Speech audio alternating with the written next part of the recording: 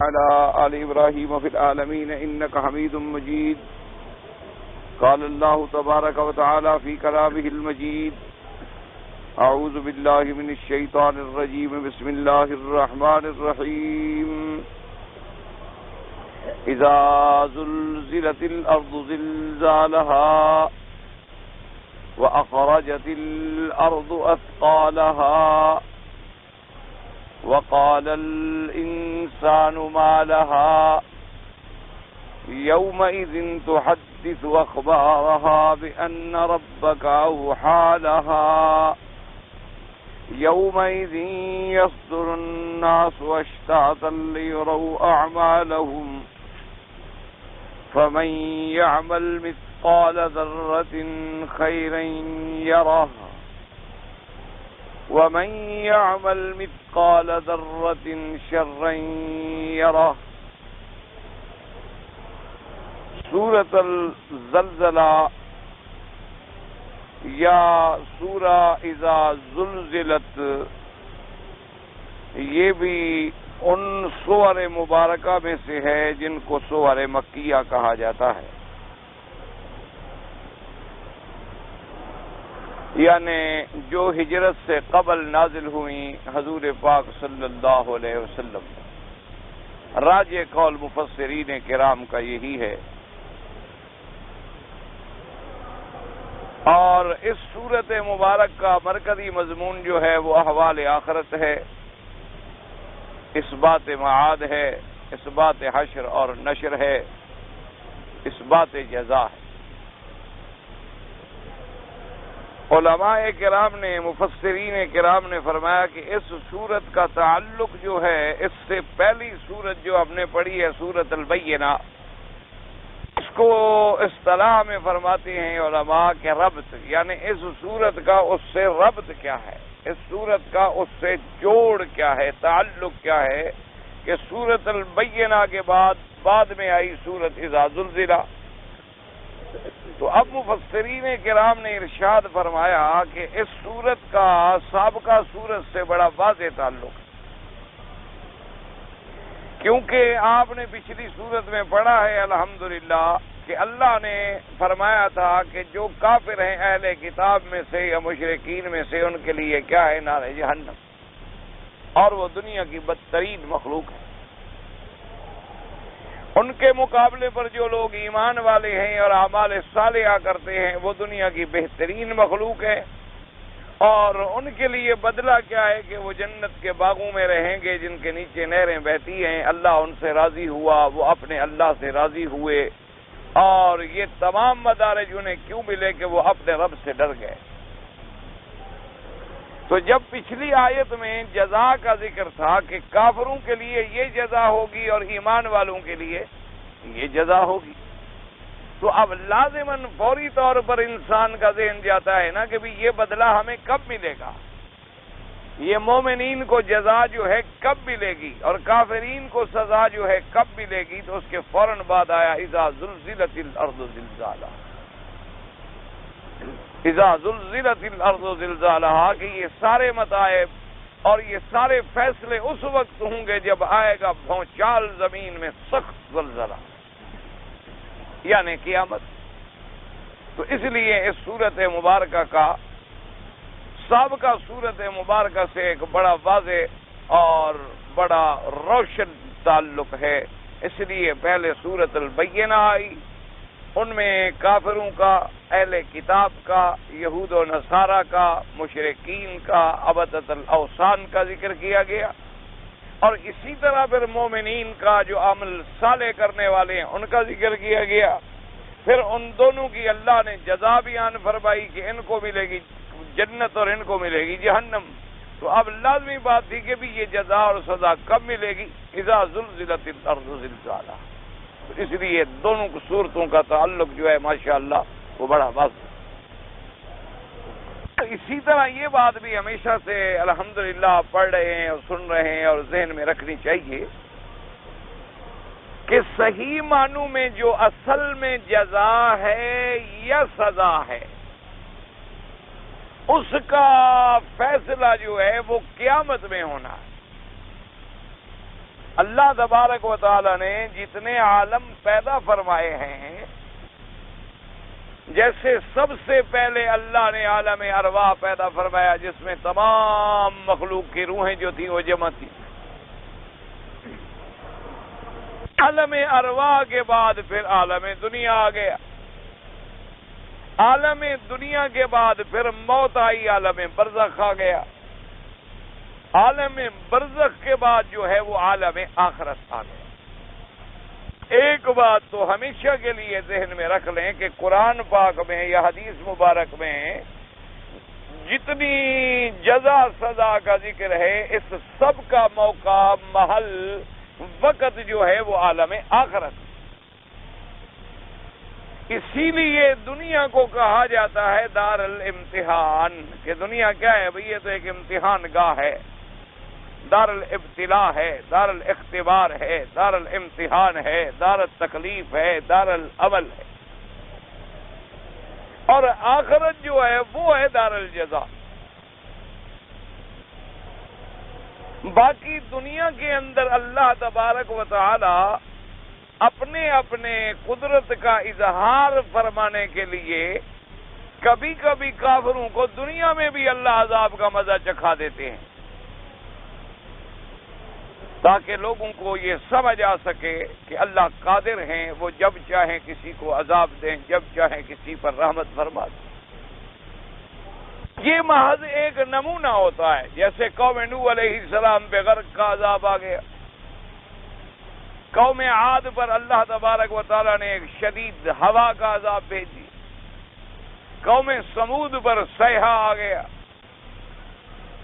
قوم لوط پر اتنا بڑا عذاب آیا کہ ان کی بستیوں کو الٹ دیا گیا اور اس کے بعد ان پہ پتھروں کی بارش بھی کر دی گئی۔ تو یہ اللہ تبارک و تعالیٰ نے محض ہمارے لیے عبر رکھے ہیں کہ ہم ان واقعات سے عبرت پکڑیں، ہم ان واقعات سے نصیحت پکڑیں، ہم ان واقعات سے موعظت پکڑیں کہ بھئی قوم نوح علیہ السلام پہ عذاب آیا تو کیوں آیا؟ قوم عاد پر اگر عذاب آیا تو کیوں آیا؟ قوم سمود پر اگر عذاب آیا تو کیوں آیا؟ قوم لوط پہ عذاب آیا تو کیوں آیا؟ قوم شعیب علیہ الصلاۃ والتسلیم پہ عذاب آیا تو کیوں آیا؟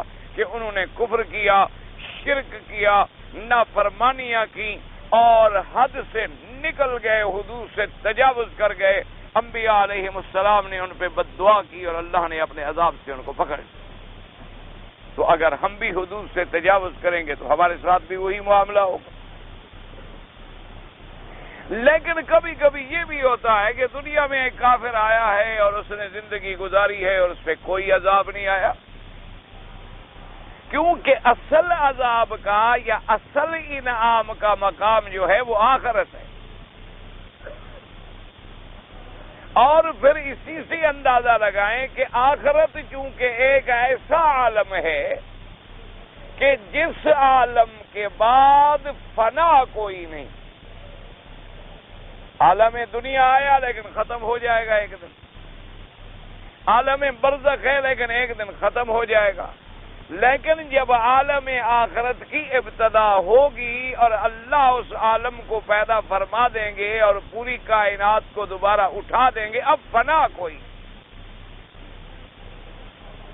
اب موت کوئی نہیں، اب فنا کوئی نہیں۔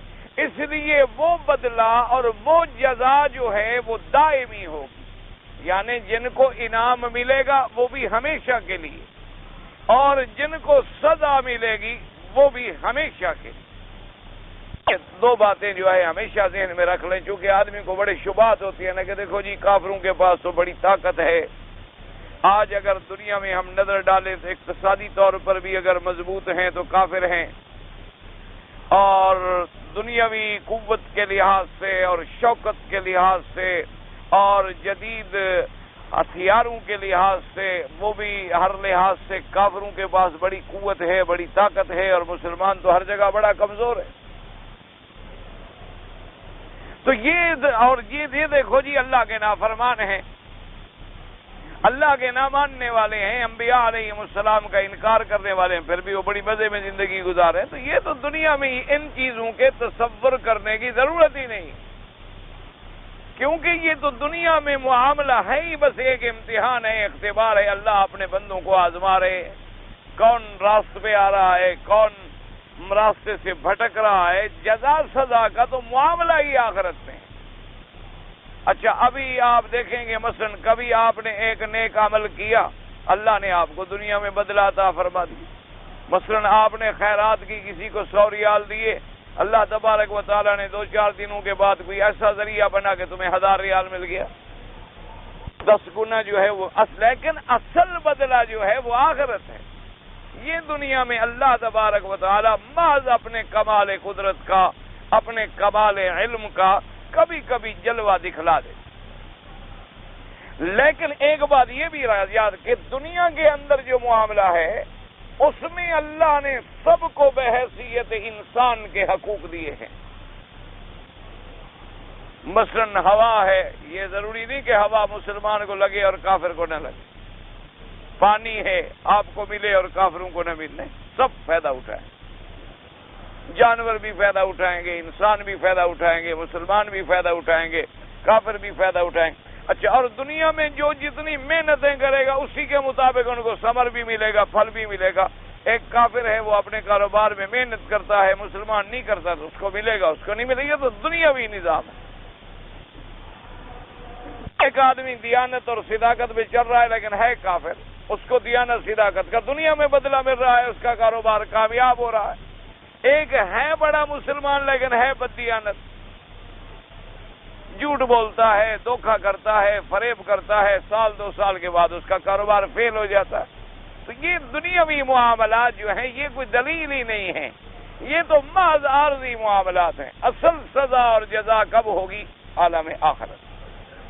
اور اسی لیے یہ بات یہ بھی یاد رکھ لیا کرے کہ چونکہ عالم آخرت عالم غیب سے تعلق رکھتا ہے، اس لیے کبھی کبھی عام آدمی کو وہ سمجھ نہیں آتا، پریشان ہو جاتا ہے کہ جی کیسے قبر ہوگی، کیسے عذاب ہوگا، پھر ہم کیسے قبروں سے نکلیں گے، پھر وہ جنت کیسے ہوگی، جہنم کیسے، کیونکہ یہ ساری چیزیں عالم غیب سے تعلق رکھتی ہیں۔ ان چیزوں پر ایمان لانے کی سعادت صرف انہیں نصیب ہوتی ہے جن کو اللہ نے ایمان بالغیب کی دولت سے نوازا ہے۔ اگر ایمان نہ ہو تو پھر یہ چیزیں سمجھ ہی نہیں آتی۔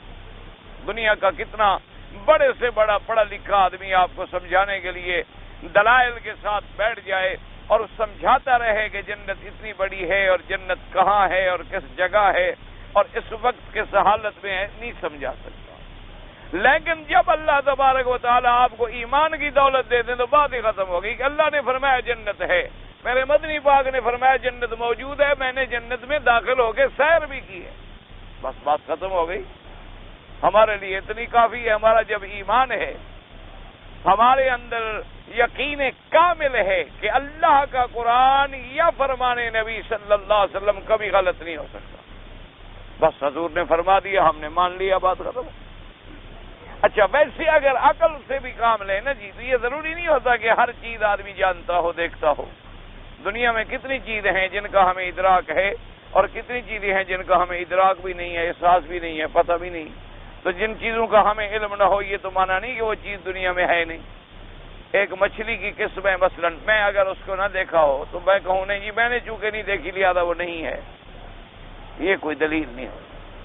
تو اس لیے سورت اذا زلزلہ یا سورت الزلزلہ جو ہے یہ سور مکیہ میں سے ہے، اور اس کا اساسی مضمون جو ہے عمود جو ہے سورت کا، یعنی ہر سورت کے اندر ایک عمود ہوتا ہے، ایک یعنی اس کا اصل ہوتا ہے، اساس ہوتا ہے کہ اس سورت کا اساسی مرکزی اور عمودی مضمون کیا ہے؟ اس بات آخر۔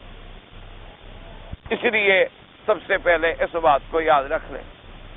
اور یہ سورت مبارک ایسی ہے، اللہ پاک ہمیں اور آپ کو اور ہر مسلمان کو قرآن پاک کی سمجھ عطا فرمائے۔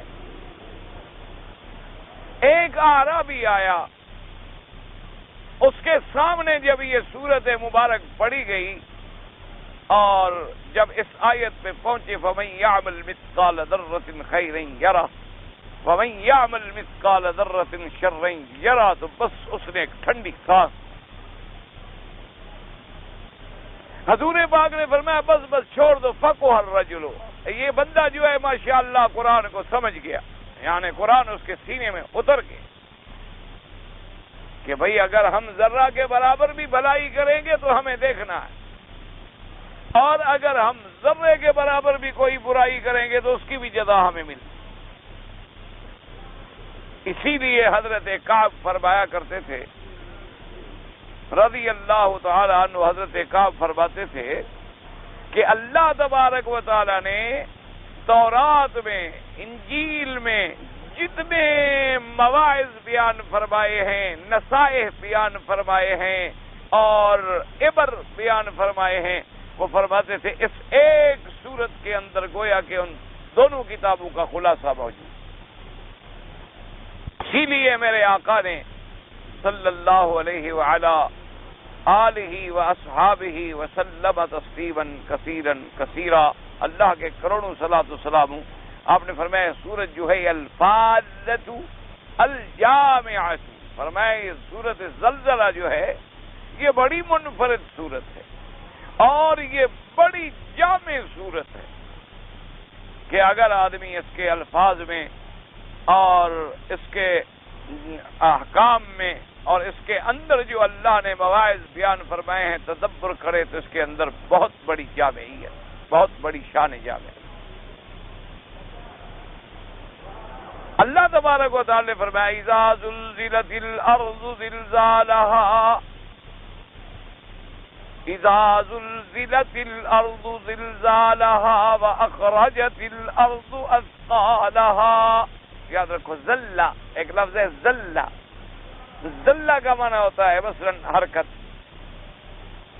اللہ یہ زا کے ساتھ ہے، یہ ضاد کے ساتھ نہیں، ضاد کے ساتھ ہو تو معنی ہوتا ہے گمراہ، وہ تو زلال سے ہوا نا، یہ ہے زلہ، را زا، تو زلہ کا معنی ہوتا ہے حرکت، لیکن جب زلزلہ آئے تو معنی ہوتا ہے شدید حرکت، کیونکہ جب وہی لفظ متکرر آ جائے، اسی لفظ کو یعنی دوبارہ اگر ساتھ ملایا جائے تو پھر معنی یہ صرف زلہ کا معنی ہوتا ہے حرکت کرنا، لیکن جب آئے گا زلزلہ، او شدید حرکت پیدا ہونا، شدید اضطراب پیدا ہونا۔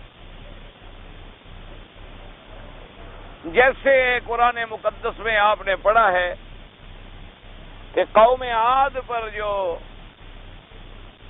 عذاب بھیجا گیا، ریح سر، تو وہاں دو لفظ آ گیا، سر، مانا ایسی شدید ہوا تھی اور ایسی شدید آواز والی ہوا تھی، اس میں اتنی آواز تھی اور اتنی قوت تھی اور اتنی شدت تھی کہ وہ بڑے سے بڑی چیز جو ہے، بڑے سے بڑا انسان ہے، جانور ہے، اس کو آسمانوں کی طرف اٹھا کے لے کے پٹکتے تھی اور ٹکڑے ٹکڑے ہو جاتا ہے۔ اس لیے جب لفظ دو دفعہ آیا زلزلہ، اصل مادہ تو تھا نا زلہ، تو جب زلہ اگر مادہ ہوتا تو مانا تھا صرف حرکت، لیکن جب ساتھ لگ گیا زلزلہ، اب اسی چیز کا متکرر آ گیا ہے تو اب مانا اس میں ہوگا کہ شدید حرکت، ایسی شدید جسے آپ آج کل ویسے اردو میں بھی آپ کہتے ہیں جب زمین میں حرکت آتی ہے، فلاں ملک میں زلزلہ آیا ہے، اردو کے محاورات میں بھی یہ استعمال ہوتا ہے کہ جی فلاں علاقے میں زلزلہ آیا کہ زمین ہل گئی، اور جب زمین ہل جائے اللہ رحمت فرمائے تو پھر تو ابھی دنیا کے اندر بھی کہیں کہیں اللہ نہ کرے، اللہ ہر مسلمان ملکوں کو محفوظ فرمائے، تو آپ نے دیکھا ہے کہ اگر زلزلہ آئے تو بس زلزلہ کیا، زمین ہلی اور مکان اور بلڈنگیں اور بڑے بڑے عظیم الشان عمارتیں جو ہیں وہ دھڑام سے بس نیچے گر گئی، چونکہ بنیادی جب ہل جائے کو کہتے ہیں زلزلہ۔ اچھا، اور یاد رکھیں کہ اذا کا استعمال جو ہوتا ہے، اذا کا استعمال جو ہوتا ہے، اس کا استعمال ہوتا ہے وقت کے لیے۔ اذا جو ہوتا ہے نا، ہمیشہ اس کا استعمال یاد رکھیں وقت کے لیے، لظرف الزمان کے، اور یا لظرف الزمان، اور کبھی کبھی مکان کے لیے بھی استعمال ہوتا ہے۔ جیسے قرآن مقدس نے فرمایا اذا سالک عبادی انی فانی قریب، وہاں اذا سالک، جس وقت جس گھڑی پکارے میرا بندہ، رب نے فرمایا میں تو اس کے بالکل قریب ہوں، میں اس کی دعا سنتا ہوں۔ اجیب دعوت الداع اذا دعان، جب مجھے پکارے میں اس کی دعا سنتا ہوں۔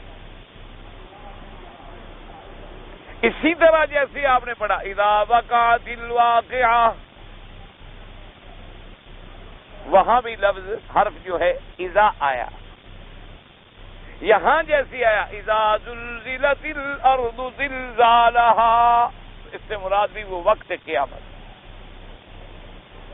کہ جب بھونچال آئے زمین میں، اور یا حرکت شدید آئے زمین میں، حرکت آنا۔ اب اذا زلزلت الارض، یہ زلزلہ جو ہے یہ کب ہوگا؟ اذا کا استعمال تو وقت کے لیے ہوتا ہے، اور یہ چونکہ قیامت کے لیے یاد رکھیں ہمیشہ کہ دو نفخے جو ہیں، نفخات جو ہیں دو ہیں، ایک نفخہ اولا اور ایک نفخہ ثانیہ۔ جب بعض علماء نے جو فرمایا ہے کہ تین نفخات ہیں، ایک نفخۃ الفزع، ایک نفخۃ الصعق اور ایک نفخۃ البعث، لیکن راجح قول جو ہے عند المفسرین رحمہم اللہ تعالی علیہم اجمعین، جیسے کہ حضرت ابن عباس رضی اللہ تعالی نے فرمایا کہ نفختان، دو نفخے ہیں۔ اصل میں وہ فزع جو ہے وہ وہی ہے کہ جب نفخہ شروع ہوا تو پہلے فزع ہوگی پھر صعق، اور اس کے بعد جو نفخہ ہے اس کا نام ہے نفخۃ البعث، نفخۃ البعث کے جب دوبارہ اٹھایا جائے گا، جیسے قرآن نے ایک ہی جگہ پہ جمع کیا، نفخ فی الصور فصعق من فی السماوات ومن فی الارض الا من شاء اللہ ثم نفخ فی اخری فاذا هم قیام ینظرون۔ اللہ نے فرمایا پہلے نفخہ آئے گا، نفخہ اولا، اس کو کہتے ہیں نفخہ اولا، یعنی پہلی دفعہ جب سور پھونکا جائے گا۔ نفخہ اولا جب آئے گا فصعق من فی السماوات، بے ہوش ہو گئی ہر چیز یا ختم ہو گئی ہر چیز جو آسمانوں میں ہے اور جو زمینوں میں ہے، مگر جس کو اللہ چاہے کہ اس نفخہ اولا کے بعد بھی ایسی چیزیں ہیں جو محفوظ رہیں گی۔ جنت محفوظ رہے گی، جنت کے اندر ولدان محفوظ رہیں گے، حور عین محفوظ رہیں گے، ان پہ فنا نہیں آئے گی، اللہ چاہے تو فنا کر دے ورنہ آئے گی نہیں، کیونکہ جنت تو ایسی چیز ہے جس کو ہمیشہ رہنا ہے۔ اس لیے اب جناب ایک نفخہ آیا تو سارا سمجھیں ایک عالم کا نظام جو تھا وہ درہم برہم ہو گیا۔ اس کے بعد پھر نفخہ آیا، ثم نفخ فیہ اخری فاذا هم قیام ینظرون۔ اللہ نے فرمایا پھر دوبارہ پھونک ماری جائے گی، سب لوگ اپنے اپنے قبروں سے کھڑے ہو جائیں گے، جیسے قرآن نے دوسری جگہ اذا رجت الارض رجا واذا بست الجبال بسا، اللہ پاک نے فرمایا جب زمین میں بھونچال آئے گا، جب زمین میں بھونچال آئے گا تو یہاں بھی ہے اذا زلزلت الارض زلزالها واخرجت الارض اثقالها وقال الانسان ما لها، کہ جب زمین میں زلزلہ آئے گا، بھونچال آئے گا تو یہ کب ہوگا؟ اس لیے میں نے عرض کیا تھا کہ بات جو ہے سمجھ آ جائے، کیونکہ ایک تو ہوگا نفخہ اولا اور ایک ہوگا نفخہ ثانی، اور ان دونوں نفخوں کے درمیان جو ہے تقریباً مدت 40 سنۃ، 40 سال کی مدت۔ بات بھی یاد رکھیں، یعنی پہلا نفخہ جب آئے گا اس کے بعد جب دوبارہ نفخہ آئے گا تو درمیان میں جو مدت ہے وہ 40 سال۔ حالانکہ اس وقت تو بس زمینیں ختم ہو گئی، آسمان پھٹ گئے، لیکن یعنی اگر اس زمانے کے حساب کو ہم سامنے رکھیں تو جتنی 40 سال کی مدت میں وقت لگتا ہے، اتنی مدت کے بعد دوسرا نفخہ آئے۔ تو بعض علماء کرام نے تو یہ ارشاد فرمایا ہے کہ اذا زلزلت الارض زلزالها، انہوں نے کہا یہ نفخہ اولا کی بات ہے کہ جب نفخہ اولا سے پہ آئے گا تو زلزلہ آئے گا زمین میں، کیونکہ انہوں نے فرمایا کہ زمین نکالے گی جو اس کے اندر بوجھ ہے۔ لیکن اکثر علماء نے یعنی جمہور علماء یہاں یہ فرماتے ہیں کہ نہیں، اس کا مراد جو ہے وہ وہی نفخہ ثانیہ کا بعد، کیونکہ اس لیے انہوں نے فرمایا کہ اس کے بعد فوراً آ جاتا ہے کہ زمین خبر دے گی، پھر حساب کتاب ہوگا، پھر سزا جزا ہوگی، پھر سب کے اعمال جو ہیں وہ سامنے آئیں گے۔ تو انہوں نے کہا اس کا تعلق جو ہے نفخہ ثانیہ۔ اب بھی اسی زمین کو اللہ تبارک و تعالی نے جب پیدا فرمایا تو اس کے اندر حرکت اور اضطراب تھا، کیونکہ سب سے پہلے تو پانی تھا، پانی کے اوپر بلبلے کی طرح یہ جگہ تھی جو اب کعبۃ اللہ ہے، کعبہ مشرفہ ہے۔ یہ جگہ جو تھی ایسے تھی جیسے پانی پہ ایک بلبلا آ جاتا ہے، ایسے اسی جگہ ایک بلبلا تھا اس جگہ کا جو کعبۃ اللہ کا مرکز ہے، مقام ہے۔ اللہ نے پھر ان زمینوں کو جمانے کے لیے تاکہ اس کا اضطراب اور حرکت جو ہے وہ ختم ہو جائے، اللہ نے پہاڑوں کی میخیں لگا دی۔ اللہ تبارک و تعالی نے پہاڑوں کو جما دیا، جیسے فرمایا الم نجعل الارض مہادا والجبال اوتادا، فرمایا کہ ہم نے نہیں بنایا زمین کو آپ کے لیے جھولا، تو جھولے میں بھی ایک قسم کی حرکت تو ہے لیکن آرام دہ حرکت۔ والجبال اوتادا، فرمایا پھر ہم نے پہاڑوں کو بنا دیا اس کے لیے میخیں، تاکہ زمین میں گاڑ دیے اللہ نے پہاڑ، تاکہ زمین کی حرکت جو ہے ختم ہو جائے۔ چونکہ اگر زمین میں اضطراب ہوتا تو پھر تو آپ اس پہ نہ چل سکتے تھے، نہ رہ سکتے تھے، نہ آپ گھر بنا سکتے تھے، نہ آپ اس پہ کھیتی باڑی کر سکتے تھے۔ اللہ نے پھر زمین کو قرار دے دیا، جما دیا کہ زمین جو ہے جم جائے۔ اور پھر یہ نظام عالم ہے کہ بعض ملکوں میں مثلا پہاڑ ہیں اور بعض میں نہیں ہیں، اور بعض ملکوں کے بھی مثلا شرق میں پائے جائیں گے تو غرب میں نہیں ہوں گے، شمال میں ہوں گے تو جنوب میں نہیں ہوں گے، جنوب میں ہوں گے تو شمال میں نہیں ہوں گے۔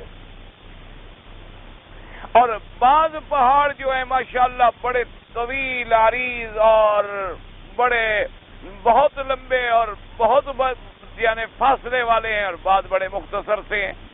تو یہ اللہ کا نظام ہے، کیونکہ میرا اللہ تبارک و تعالی اپنے کمال علم سے جانتے ہیں کہ کس چیز کو ہم نے کہاں جمانا ہے، کس کو ہم نے کہاں لگانا ہے، کس کو ہم نے کہاں رکھنا ہے۔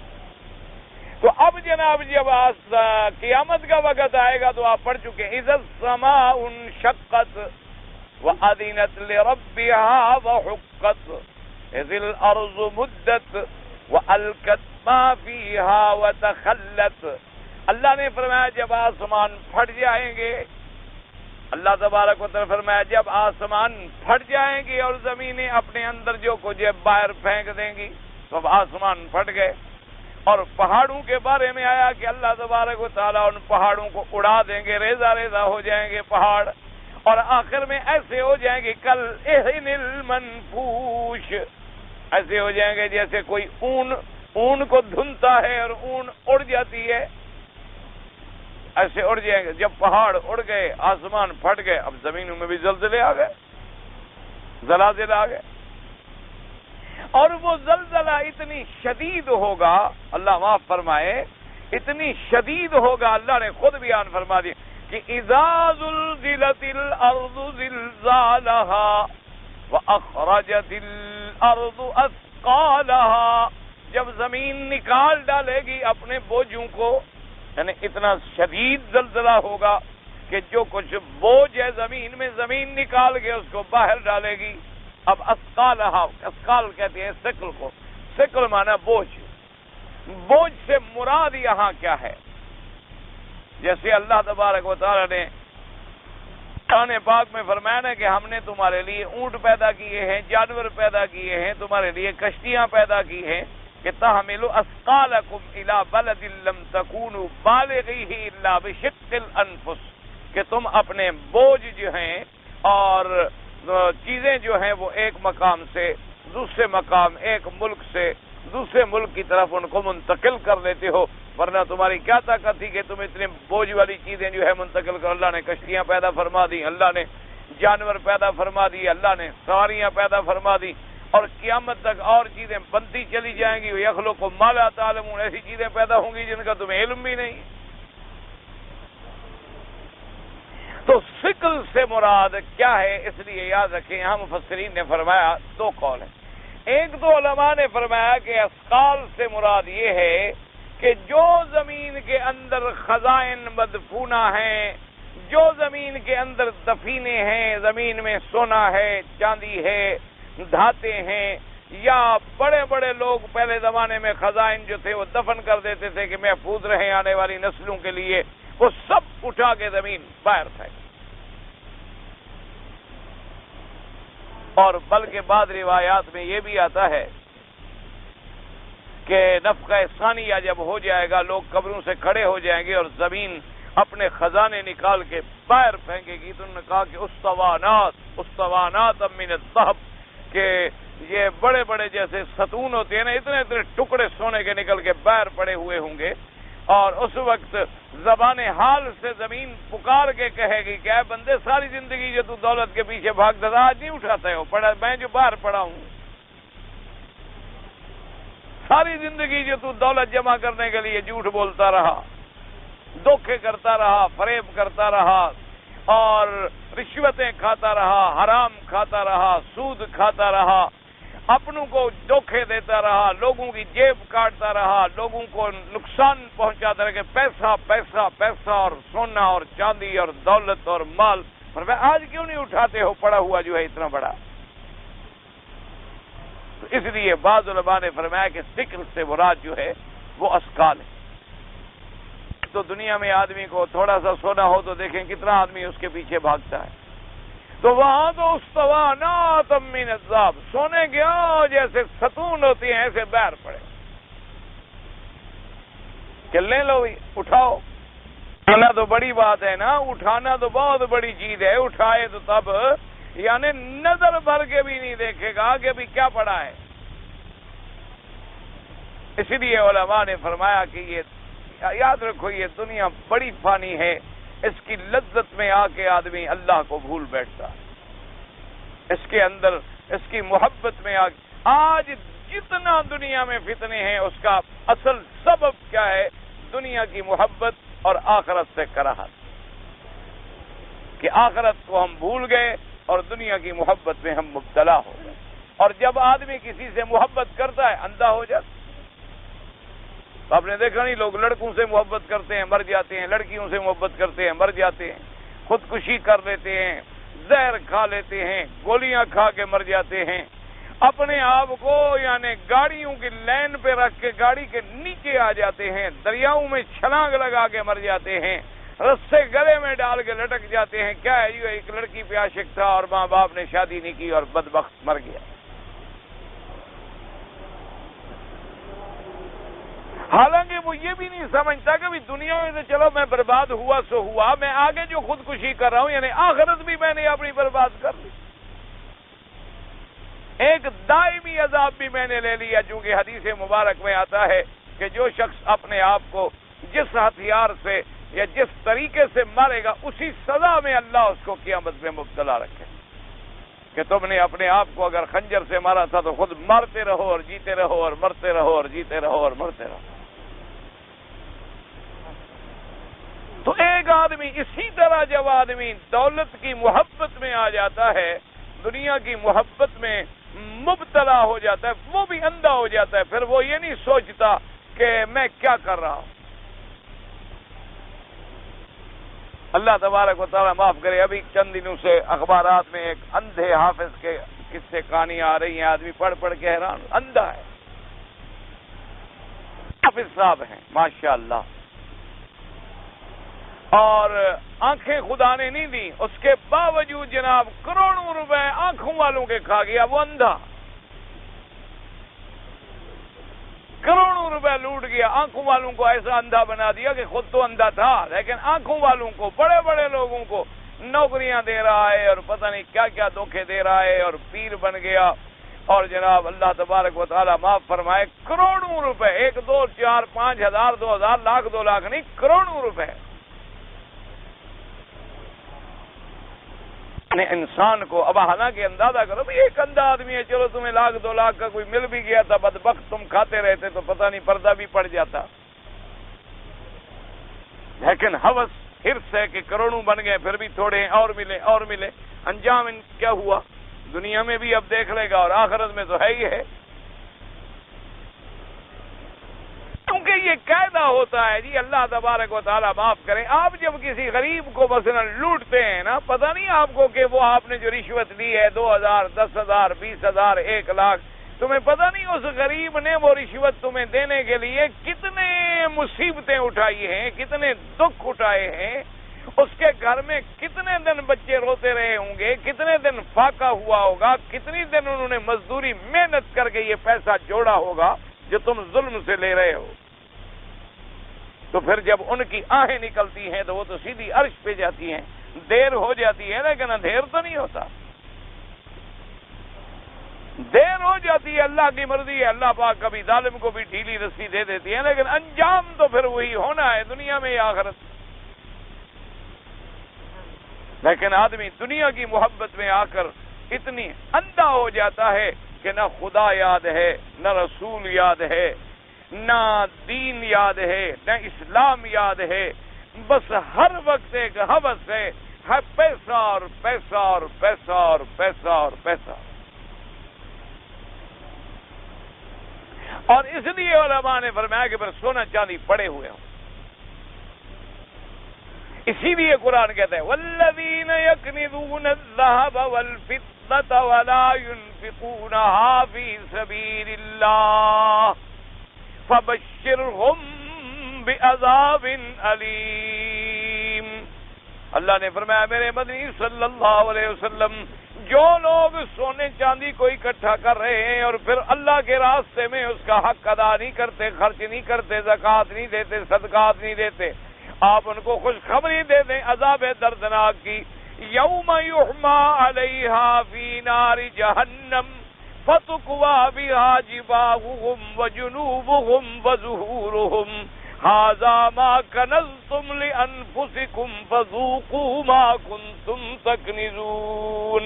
اللہ نے فرمایا قیامت والے دن ہم اسی سونے چاندی کو جہنم کی آگ میں گرم کر کے اس کی پیشانی پہ، اس کے دائیں بائیں، اس کی پشت پہ داغ دیں گے، اور اللہ کے فرشتے کہیں گے کہ چکھو یہ تمہارا وہ خزانہ ہے جس کو تم جمع کرتے رہے، آج اس کا مزہ چکھو۔ اس لیے حضور پاک نے ایک دفعہ ایک بی بی کے ہاتھ میں 2 کنگن دے کے سونے کے، فرمایا اس کی زکوٰۃ بھی دیتی ہو کہ نہیں دیتی؟ اس نے کہا کہ حضور میں نے تو نہیں فرمایا کہ یہ تو پھر جہنم کے کنگن بن جائیں گے۔ اللہ تبارک و تعالیٰ معاف فرمائے۔ تو اس لیے علماء نے کہا کہ وہ یہ اسکالہا زمین نکالے گی اپنے بوجھ، انہوں نے کہا وہی جو بوجھ اس کے اندر دفن ہے ان کو نکال کے باہر پھینک۔ اس لیے حضرت علی رضی اللہ تعالیٰ عنہ آپ جب خلیفہ بنے، آپ جب بیٹھے تخت پر، تو بیت المال چونکہ ایسی جگہ ہوتی ہے جہاں لوگوں کا پیسہ جمع ہوتا ہے، مال جمع ہوتا ہے، دولت جمع ہوتی ہے، تو حضرت علی رضی اللہ تعالیٰ عنہ جب بیت المال میں سے آپ غریبوں کو تقسیم کرتے، بیت المال خالی ہو جاتا تو وہاں کھڑے ہو کے 2 رکعتیں نماز پڑھتے۔ تو صحابہ نے پوچھا کہ حضرت آپ نماز کیوں پڑھتے ہیں؟ فرمایا تھا کہ قیامت والے دن یہ جگہ گواہی دے کہ میں نے اللہ تیرے نام پہ صحیح جمع کیا تھا اور صحیح میں نے خرچ کر دیا ہے، میرے ذمہ کچھ نہیں۔ جن کو بچنا ہوتا ہے نا جی، ایک دفعہ حضرت امیر المؤمنین سیدنا عمر بن الخطاب رضی اللہ تعالیٰ عنہ کے پاس مشک آیا۔ مشک جو ہوتا ہے نا، یہ عطر جسے آپ سمجھتے ہیں، اصل میں تو یہ مشک نافع کہلاتا ہے۔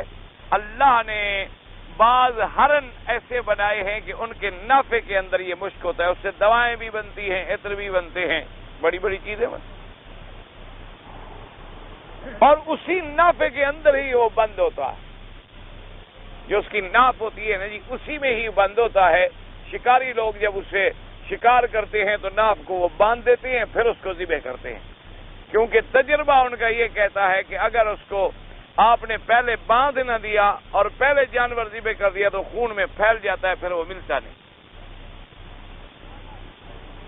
تو حضرت کی خدمت میں کہیں سے ملک جو فتوحات ہوئے، صحابہ کو ایسی چیزیں ملی تو وہ بھی بیت المال میں آ گئی۔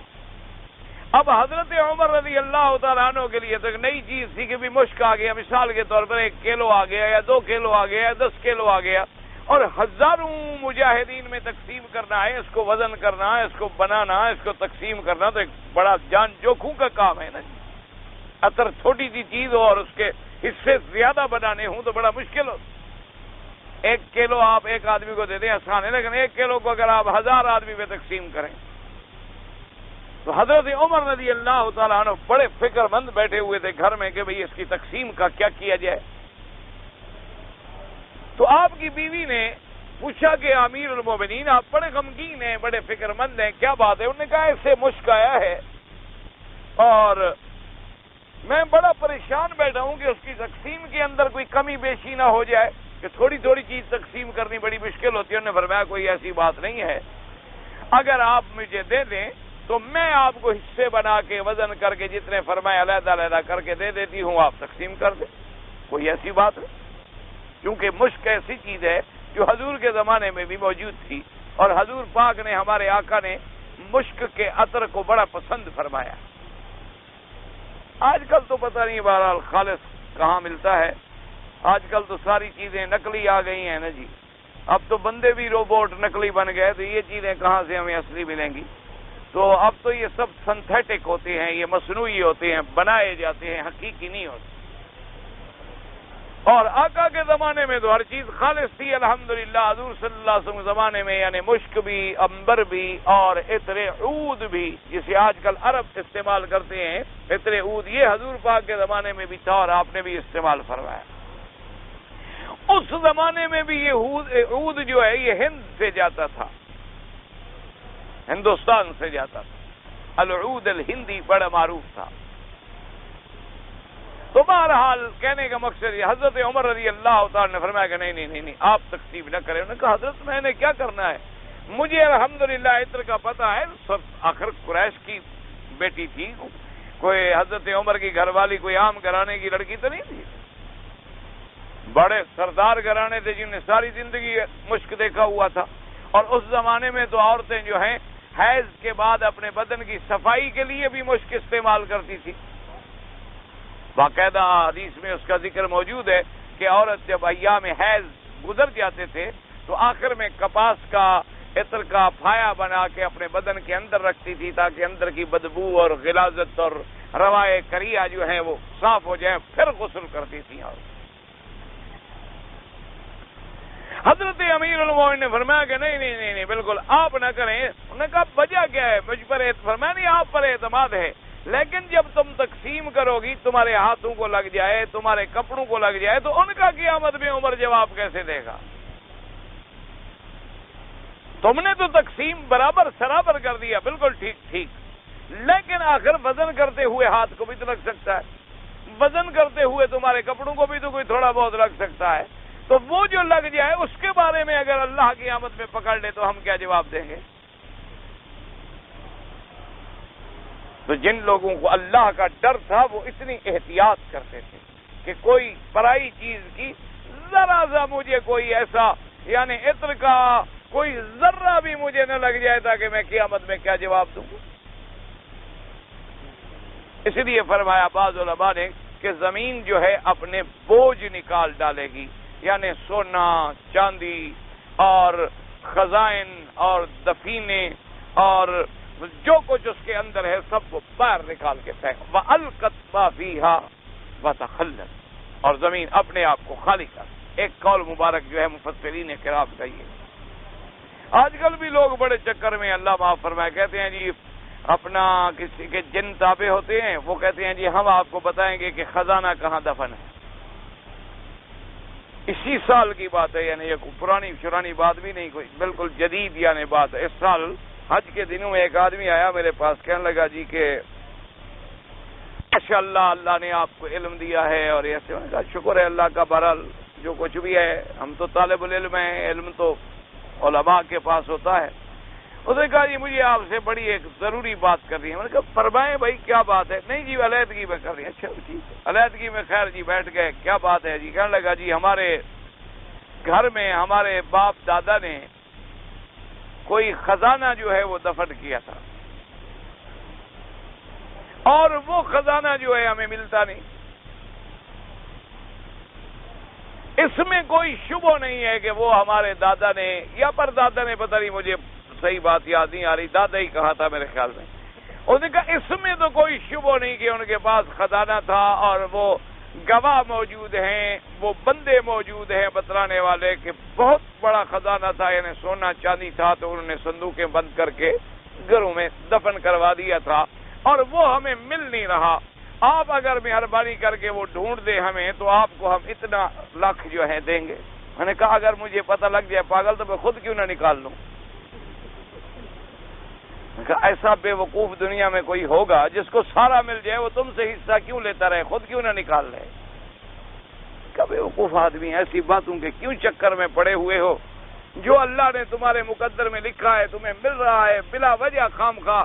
میں نے کہا جی نہیں، مجھے کسی نے بتایا ہے کہ بنگلہ دیش میں ایک پیر ہیں، ان کے پاس جن ہیں، وہ بتا دیتے ہیں، تو اس کے آپ کو کوئی پتا ہو. میں نے کہا بھی میں تو جا رہا تھا ایک دفعہ زندگی میں، جا بھی نہیں سکا، اور میں زیادہ وہاں جانتا بھی نہیں کسی کو، اور اگر کوئی ایسا ہے بھی تو وہ میں تو پہلے مانتا ہی نہیں کہ کوئی ایسا آدمی ہو. اور اگر میں نے کہا فرض محال کوئی ایسا پیر صاحب ہے بھی صحیح جو تمہیں بتا دے گا، تو وہ پیر پھر کوئی ایسا پاگل تو نہیں ہے کہ نکال کے تمہیں دے دے، خود کیوں نہ لے جائے. یہ سب اصل میں چکر ہوتے ہیں، لوگ چکر دیتے ہیں لوگوں کو لوٹنے کے لیے. ایک تو پہلے ان بیچاروں کا مال گیا، وہ مل نہیں رہا.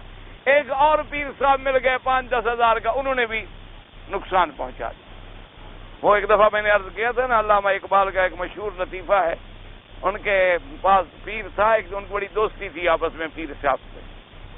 علامہ صاحب ماشاءاللہ کلندر مزاج آدمی تھے، اور پیر صاحب بھی آ جاتے تھے، کبھی کوئی فقیر صاحب بھی آ جاتے تھے. ایسے لوگوں کی مجلس میں تو سب ہوتے ہیں نا جی. تو پیر صاحب بیٹھے تھے تو ایک مرید آیا، اس نے 100 روپے نظر رکھی، اور تھوڑی دیر کے بعد کہنے لگا حضرت دعا فرمائے میرے اوپر 1000 روپیہ قرضہ ہے، اللہ وہ قرضہ میرا اتار دے. علامہ اقبال شاعر مزاج آدمی تھا، وہ ہنس پڑا. تو پیر نے کہا کہ یار تم ایسی آدمی تو میرے مریدوں کے سامنے بھی ہنستے ہو، اور میرا وہ جو وقار ہوتا ہے اس میں خرابی ہو جاتی ہے، کیوں ہنسے ہو؟ اس نے کہا میرے حساب سے تو بدبخت پہ 1100 قرضہ ہو گیا، 1000 اس نے پہلے دینا تھا، 100 روپیہ اس نے آپ کو ضائع کیا ہے. یہ بے وقوف اگر 100 روپے قرض والے کو دے کے آتا تو چلو 900 تو رہ جاتا نا، ابھی تو ہو گیا 1100. تمہاری دعا آج تک تمہیں نہیں لگی تو اس کو کیا لگے؟ تمہاری دعا کا بھی مجھے پتا ہے، وہ تو آج تک تمہیں نہیں لگی، تو اس غریب کو پتہ نہیں کب تیری دعا لگے گی اور کب اس غریب کا 1000 روپیہ اترے گا. میرے حساب سے یہ اب 1100 کا مقروض ہو گیا ہے. تو ایسے جو لوگ ہوتے ہیں نا، ان کے فتنوں سے بچا کریں. خزانے ہیں زمین میں، اس میں کوئی شبہ نہیں، لیکن جب اللہ چاہیں گے نکالیں گے. اللہ تبارک و تعالیٰ چاہیں تو کسی کو عطا فرما دیں، کسی کو نہ چاہیں تو نہ عطا فرما دیں. اس لیے ایسی چیزوں کے چکر میں آدمی کو نہیں پڑنا چاہیے. ایک قول یہ ہے. اب دوسرا قول سنیں. مفسرین کرام نے فرمایا اذا زلزلت الارض زلزالها واخرجت الارض اثقالها، کہ جب زمین میں بھونچال آئے گا، آنا سخت زلزلہ حرکت، اور زمین نکالے گی اپنے بوجھ. انہوں نے کہا اسکال ثقل سے ہے. بوجھ سے کیا مراد ہے؟ انہوں نے کہا مردے یعنی انسان، کہ جب تک انسان اور جن زندہ ہوتا ہے وہ زمین کے اوپر بوجھ ہوتا ہے، اور جب مر جاتا ہے تو وہ بوجھ زمین کے اندر ہوتا ہے. وہ زمین اپنے بوجھ نکال کے پھینکے گی. کیا مانا؟ سب مردے باہر نکل آئیں گے، سب مردے باہر نکل آئیں گے. جب نفخ صور ہوگا، صور پھونکا جائے گا تو زمین کے اندر جو کچھ ہے سب نکل آیا. تو اب جناب زمین خالی ہو گئی. اس لیے انہوں نے کہا کہ دیکھو کہ قرآن نے جن اور انسان کو فرمایا ثقلان.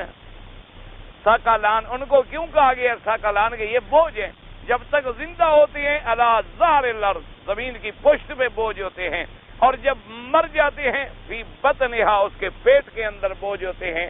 اور جب وہ قیامت کا وقت آئے گا، اور جب وہ زلزلہ آئے گا، اور جب وہ نفخ روح ہوگا تو وہ تمام مردوں کو باہر نکال دے گی. تو گویا زمین اپنے بوجھ جو ہے وہ باہر نکال دے گی.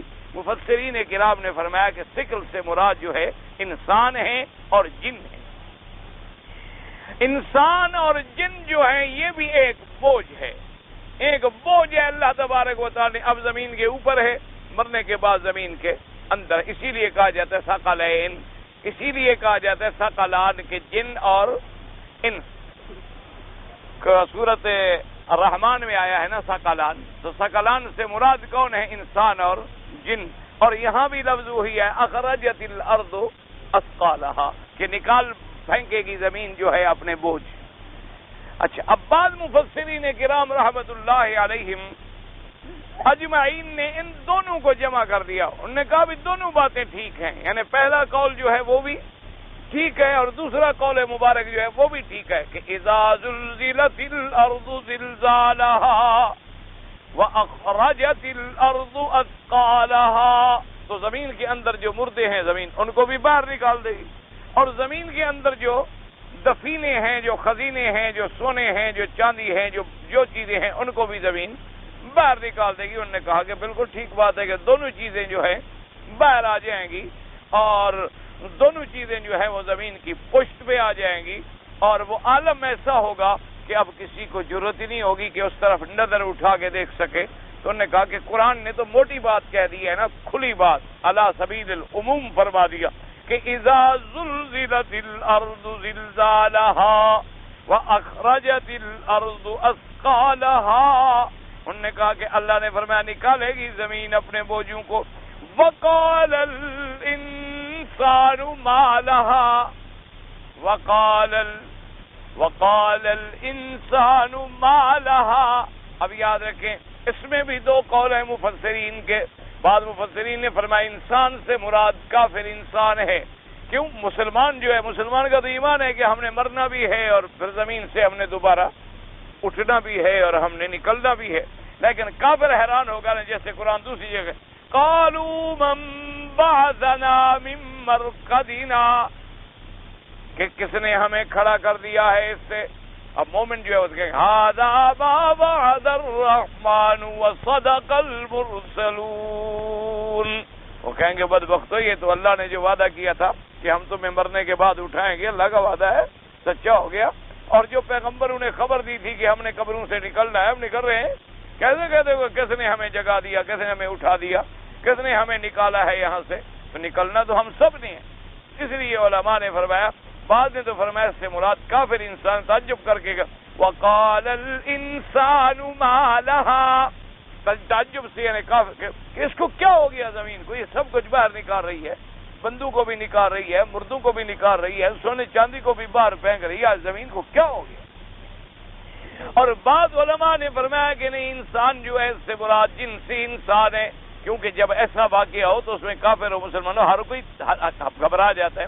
اب آپ بیٹھے ہوں اور آپ کے سامنے زمین باہر نکالنا شروع کر دے سونا چاندی، تو آپ کبھی کیا ہو گیا بھئی، ایسی بات کیا ہو گئی، ایسا زلزلہ کیسے آیا، اور ہر چیز جو ہے یہ باہر کیوں نکالی جا رہی ہے؟ انہوں نے کہا یہ انکار نہیں بلکہ علی سبیل تعجیب ہے، یعنی تعجب کے طور پہ ہر انسان کی زبان سے بے ساخت نکلے گا وقال الانسان ما لها، لیکن اب کچھ اٹھانے کی یا کرنے کی ضرورت نہیں، کیونکہ جیسے بی بی عائشہ صدیقہ رضی اللہ تعالی عنہا نے ایک دن حضور پاک صلی اللہ علیہ وسلم سے پوچھا کہ یا رسول اللہ، ہمارا ایمان ہے کہ ہم قبروں سے اٹھیں گے، لیکن بی بی صاحبہ نے فرمایا حضور مجھے بات سمجھ نہیں آ رہی کہ ایک قبرستان میں مرد بھی ہوتے ہیں، عورتیں بھی ہوتی ہیں، اور بڑے بھی ہوں گے، چھوٹے بھی ہوں گے، جوان بھی ہوں گے، بچے بھی ہوں گے، شادی شدہ بھی، غیر شادی شدہ بھی، محرم بھی، غیر محرم بھی، اور قیامت میں جب اٹھیں گے تو اٹھیں گے بھی بغیر کفن کے، کچھ بھی نہیں، نہ کفن ہے نہ کچھ ہے، تو دنیا میں جھگڑے ہیں نا کہ کپڑا میلا نہ ہو، اس دن تو ایسے آئیں گے حضرت جیسے ماں کے پیٹ سے تشریف لائے تھے، تو وہ بغیر کپڑوں کے اٹھیں گے، تو حضور اس دن کیا عالم ہوگا، پھر انسان کی عزت عصمت کیسے محفوظ رہے گی؟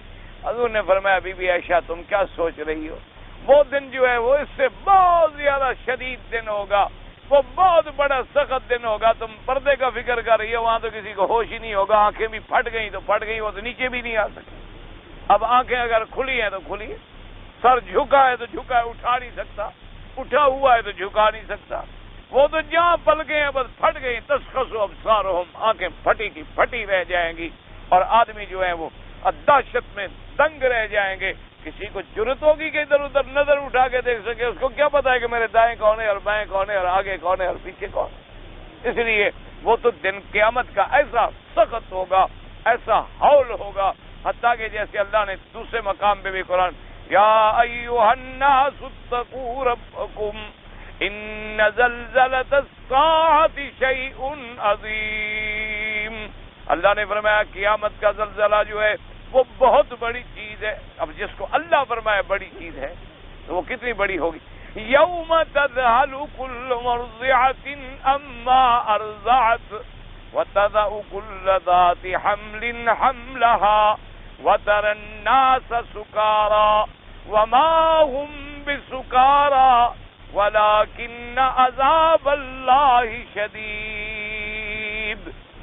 اللہ پاک نے فرمایا کہ وہ زلزلہ قیامت کا ایسا ہوگا کہ جس دن ہر دودھ پلانے والی اپنے دودھ پلانے والے بچے کو بھی بھول جائے گی کہ کیا ہوا، اور حمل والی حمل گرا بیٹھے گی۔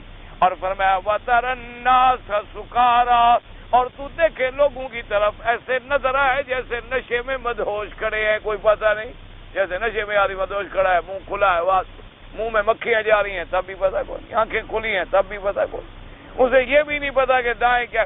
فرمایا وَمَا هُمْ بِسُكَارَىٰ، ان کو نشہ کوئی نہیں ہوگا، وَلَٰكِنَّ عَذَابَ اللَّهِ شَدِيدٌ، اللہ کے سخت عذاب کی دہشت ہوگی، اس دہشت کی وجہ سے ان کے چہرے کھلے ہوں گے، آنکھیں پھٹی ہوں گی۔ زلزلۃ الساعہ، قیامت کا زلزلہ جو ہے ایسا عذاب ہوگا، ایسا وہ شدید ہوگا کہ اس کا ہول جو ہوگا، اس کی دہشت جو ہوگی تو اس کی وجہ سے سب کچھ پڑا رہ جائے گا۔ اس لیے فرماتے ہیں اذا زلزلت الارض زلزالها وَأَخْرَجَتِ الْأَرْضُ أَثْقَالَهَا وَقَالَ الْإِنسَانُ مَا لَهَا يَوْمَئِذٍ تُحَدِّثُ أَخْبَارَهَا، اور اللہ نے فرمایا وہ ایسا دن ہوگا کہ زمین خبر دے گی اپنے احوال کی، زمین بیان کرے گی۔ کیا مانا؟ حدیث مبارک میں آتا ہے کہ اللہ زمین کو بولنے کی طاقت دیں گے اور زمین خبر دے گی کہ یا اللہ تیرے اس بندے نے مجھ پہ ڈاکہ مارا، قتل کیا، زنا کیا، چوری کی۔ ہر وہ عمل جو ہم نے زمین پہ کیا ہے وہ زمین گواہی دے گی۔ یومئذ تحدث اخبارها، اسی لیے حضرت علی رضی اللہ تعالیٰ عنہ جب بیت المال خالی ہوتا تو 2 رکعت پڑھتے، فرماتے قیامت میں گواہی دینا اللہ جانتا ہے کہ میں نے حق سے جمع کیا تھا اور حق پہ میں نے تقسیم کر دیا ہے۔ اس لیے فرمایا کہ وہ قیامت کا ایسا ہولناک زلزلہ ہوگا۔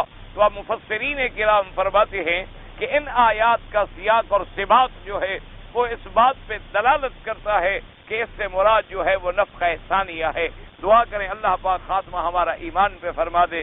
اللہ تبارک و تعالی عذاب قبر سے بھی بچائیں، عذاب حشر سے بھی بچائیں، اللہ تبارک و تعالی فتنہ قبر اور فتنہ محشر سے بھی بچائیں، اور خاتمہ سب کا ایمان پہ فرما دیں۔